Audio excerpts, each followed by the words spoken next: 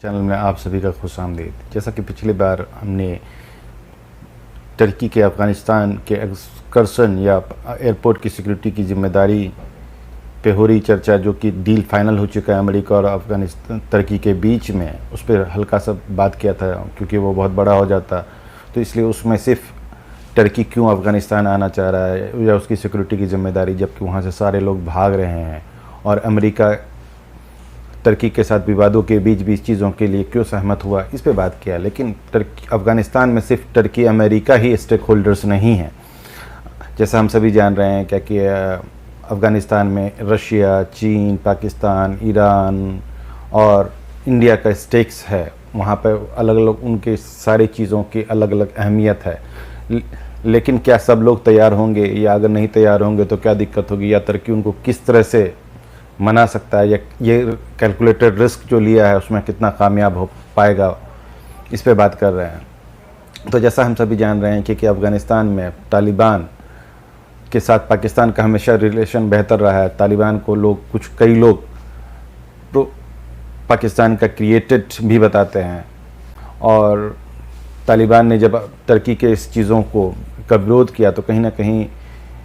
एक तरह से पाकिस्तान के ख़िलाफ़ भी देखा जा सकता है। लेकिन तब भी टर्की पाकिस्तान और हंगरी की मदद से ये चीज़ों के बात को प्रपोज़ किया और वो डील फाइनलाइज किया।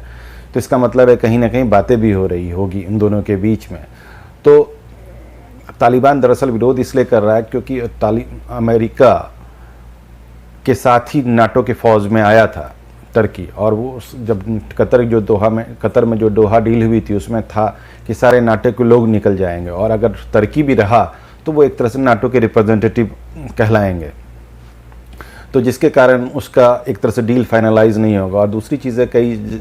हो सकता है कि तालिबान के कुछ चीज़ों को वो कंट्रोल भी कर सकता है, और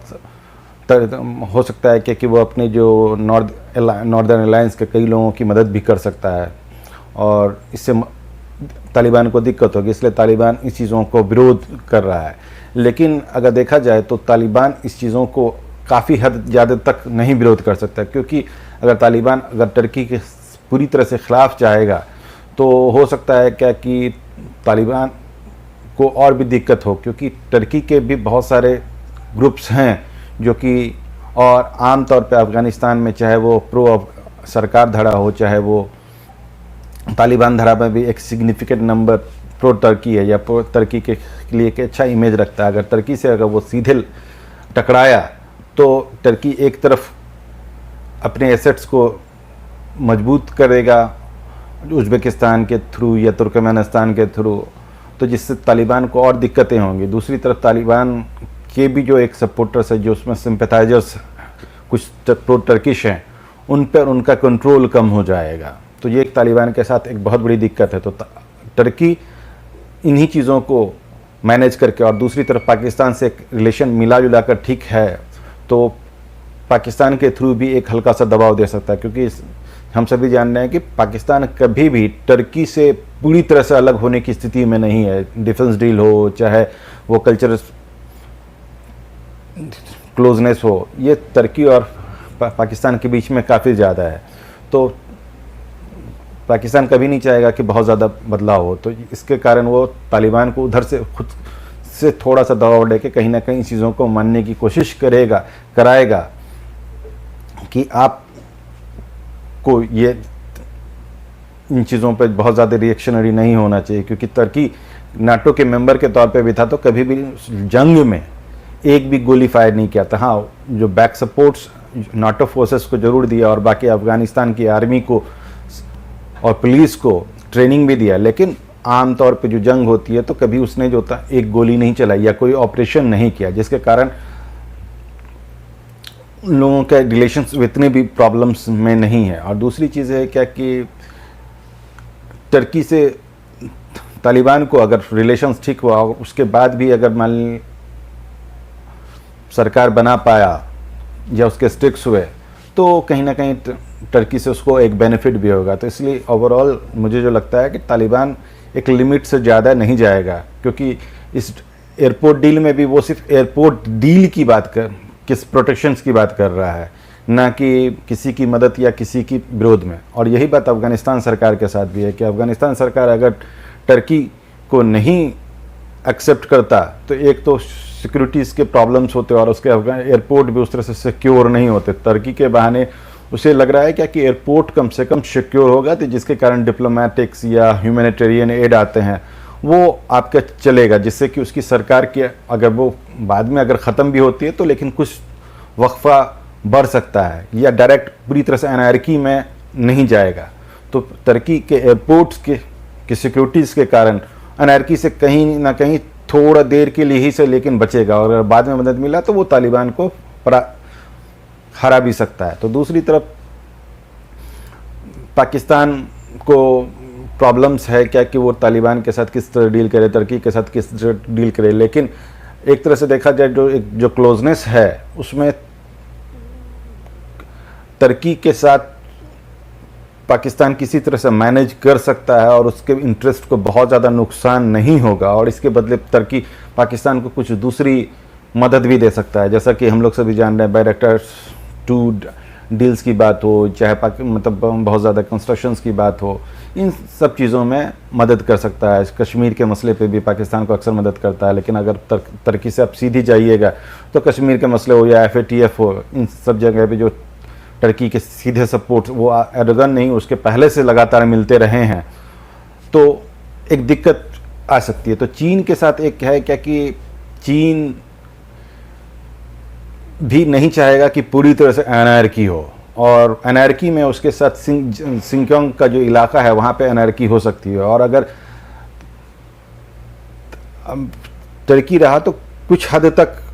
एनार्की कम कर सकता है, वो नेगोशिएशंस के टेबल पे बैठ सकता है। और अगर आप टर्की से सीधे विरोध में जाइएगा तो हो सकता है कि टर्की सिंकियोंग के मसले को डिस्प्रोपोर्शनेट तौर पे बढ़ा सकता है। उसके पास उस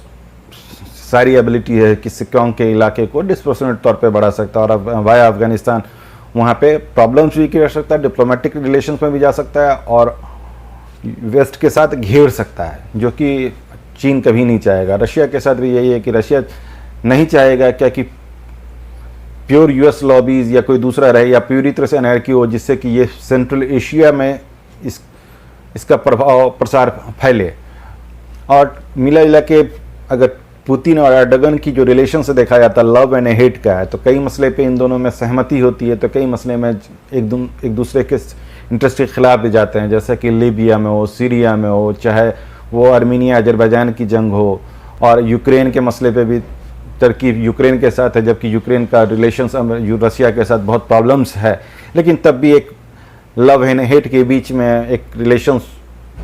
चला जा रहा है। ये एक डिप्लोमेसी को जानने वाले, समझने की कोशिश करने वालों के लिए सबसे बड़ा प्रश्न है कि इतने टकराव के बाद भी एक ठीक ठाक रिलेशन कैसा है। और जैसा लोग कहते हैं कि जब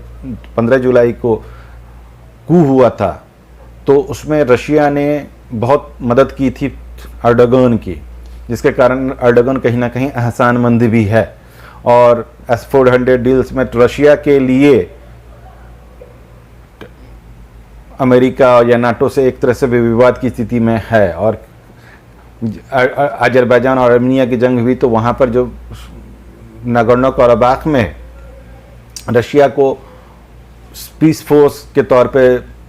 डिप्लॉय करने में भी टर्की का कहीं ना कहीं एक योगदान है। और इसके बदले रिप्रोसिक्यूट करने के लिए टर्की ने जो वहाँ का जो कमांडर बनाया वो एक अवार मुस्लिम्स को बनाया। अवार मतलब जो आप एक फेमस बॉक्सर जान रहे हैं दागिस्तानी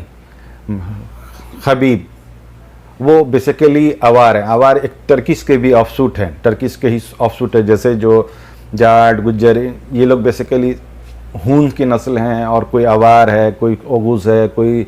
किपचैक है, ये सब एक तुर्क के डिफरेंट ऑफशूट्स हैं। तो अवार को लाया क्योंकि अजरबैजान भी तुर्क हैं, अवार भी तुर्क हैं, और वो एक रशिया के थ्रू आया, तो कहीं ना कहीं दोनों को मैनेज करके कहीं ना कहीं एक रिजोल्यूशन पेश करना चाह रहा है। और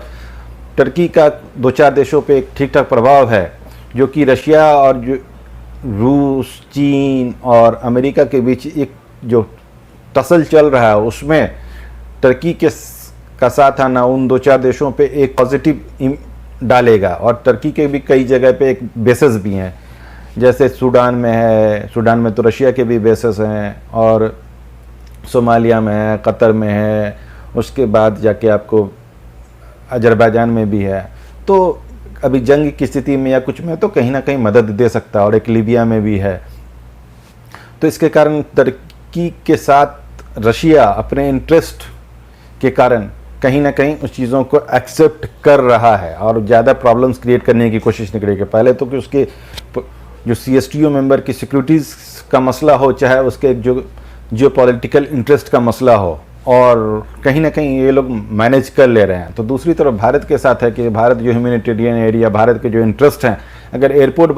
बंद हो जाएगा तो भारत के साथ एक प्रॉब्लम्स होगी, जो कि सारी दुनिया को होगी तो भारत को भी होगी।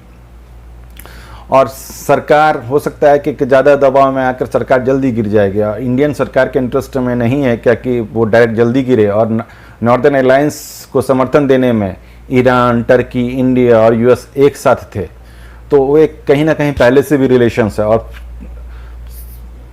और सीधे विरोध करके या सीधे टर्की को बहुत ज़्यादा नाराज़ कर वो नहीं चाहेगा कि टर्की और भी पूरी तरह से पाकिस्तान की तरफ झुक जाए, और जो अफ़गानिस्तान में जो इंडियन इंटरेस्ट है उनको टर्की मोल्ड कर इंडियन इंटरेस्ट को नुकसान पहुंचाए वहाँ पर। तो इन सब चीज़ों में बहुत सारा कॉम्प्लेक्स मसला है, लेकिन ये एक बहुत कैलकुलेटेड एक रिस्क है, जिसमें जो शतरंज के तौर पे अगर पासे को देखा जाए तो बहुत ही कैलकुलेटेड वे में रखना पड़ेगा। कहीं भी छोटी सी गलती टर्की को एक ब्लंडर की तरफ लेके जाएगी और एक जंग में मुब्तला कर देगी, या उसके जो इमेजेस हैं इस्लामिक वर्ल्ड खासकर, जिसको वो अपने आप को चाह रहा है क्या कि इमेज बढ़ाएं, तो उसमें के साथ वो उसके बदले कुछ और हो जाएगा। तो ये एक बहुत ही रिस्की मामला है, लेकिन तब भी रिस्क लिया, क्योंकि एक जब डिप्लोमेसी में कहा जाता है कि अगर आप रिस्क नहीं लेंगे, आप अगर पूरी तरह से सेफ कीजिएगा तो आप कभी बहुत आगे नहीं बढ़ सकते। इसलिए आपको अपने जो इंटरेस्ट को दिखाने के लिए या उसको प्रोटेक्ट करने के लिए कुछ ना कुछ रिस्क लेना पड़ेगा, जो कि इंदिरा गांधी के समय हम लोग देखते थे। नरेंद्र मोदी के समय भारत पूरी तरह से जो अपना इमेज वो अलग तरह से क्रिएट कर दिया गया। ये भारत में ही अपने आप को इंटरनल अनस्टेबल करना चाह रहे हैं, लेकिन भारत विदेश में जाकर अपने इंटरेस्ट को प्रोटेक्ट करने में कोई बहुत ज़्यादा नहीं कर रहे हैं। मोदी के काल में भारतीय डिप्लोमेसी में कहीं ना कहीं बहुत प्रॉब्लम्स में आ गया है, जिसके कारण चीन अभी भी भारत के बॉर्डर्स पर है और हम लोग कुछ उसको नहीं कर पा रहे हैं ज़्यादा। लेकिन अगर ये पहले देखा जाए तो इंदिरा गांधी के समय में या इवन के नरसिम्हा राव के समय में भी एक डील हुई, मतलब प्रो चाइना ही डील हुई, लेकिन चाइना उस तरह से एग्रेशन नहीं ले सक रहा था। तो ओवरऑल ये कॉम्प्लेक्स इश्यूज है, जिसका कामयाब होना नाकाम होना एक भविष्य में है, जिसको फ्यूचर बता सकता है, वही अभी बता सकते हैं। लेकिन एक तरह से देखा जाए तो अगर सारे पासे को वो अगर सेटल करता रहा, सारे को एक दूसरे को जो होता है ना कि जो इंटरेस्ट को, बेसिक इंटरेस्ट को एक कैटर कर वो आगे बढ़ा तो कामयाब होगा। लेकिन अगर कोई भी धड़े की तरफ वो ज़्यादा झुका, चाहे वो प्रो पाकिस्तान धड़ा या प्रो अफगानिस्तान धड़ा, जिसमें भी अगर वो ज़्यादा झुका तो उसे दिक्कत हो सकता है। तो ये एक बहुत रिस्की मामला है, देखते हैं आगे क्या होता है। इन्हीं बातों के साथ अपनी बातों को ख़त्म करते हैं। Bye bye, take care, see you letter.